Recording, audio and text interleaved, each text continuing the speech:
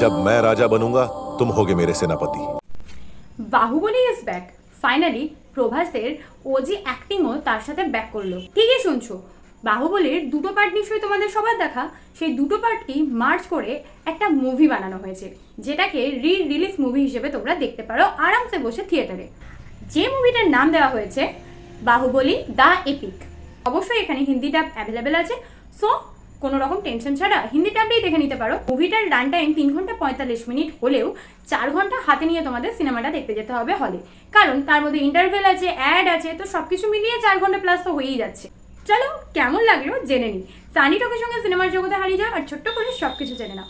দেখো বাবু, সত্যি সত্যি বলে দিচ্ছি, ফার্স্ট পার্টটা আমি দেখিনি যখন এসেছিল, সেকেন্ড পার্টটা দেখেছিলাম, এবং ফার্স্ট পার্টটা যেহেতু দেখিনি তাই ওটা আমার কাছে ইনকমপ্লিটই ছিল, তাই দেখার ইচ্ছা তো বরাবরই ছিল, তো সুযোগ যখন পেলাম দেখেই ফেললাম। তো সেই এক্সপিরিয়েন্সটাই শেয়ার করবো তোমাদের সাথে। রিলিজ মুভি আমরা অনেক দেখেছি, তবে দুটো পার্টকে মার্চ করে নতুন করে এডিট করে সেটাকে আবার মুভি আকারে রিলিজভাবে আমাদের সামনে প্রেজেন্ট করা, এরকমটা কিন্তু ইন্ডিয়াতে প্রথমবার। হতে পারে টাইমটা অনেকখানি লং, যেহেতু দুটো পার্ট একসাথে মিক্সড আছে, কিন্তু একটা সেকেন্ড তোমাদের বোর লাগবে না। তাছাড়া আগে যারা দুটো পার্টি দেখেছো তাদের তো এটা দেখার সময় একটা আলাদাই নস্টালজিয়া ফিল হবে। বেশ ভালো লেগেছে। তবে প্রভাসের যে আওয়াজটা ডাবিং হিসেবে আমরা শুনতে পেয়েছি সেটা কিন্তু একেবারে পারফেক্ট ছিল। শুধুমাত্র ডাবিংয়ে ডায়লগ বললেই হয় না, সেখানে কিন্তু ইমোশনটাও ম্যাটার করে, আর এই ভয়েসের মধ্যে সেই বিষয়টা কিন্তু একেবারে 100% রয়েছে। এই ফিলটা জরুরি, এবং অডিয়েন্সের পর্যন্ত পৌঁছানোর জন্য নিজের ভয়েস হোক বা ডাবিং, সেটা কিন্তু এই লেভেলের পারফেক্ট হওয়া প্রয়োজন। যাই হোক, সব কিছু ঠিকঠাক লেগেছে, বাট রোম্যান্সের যে সিনগুলো ছিল তার মধ্যে কিছুটা কাট।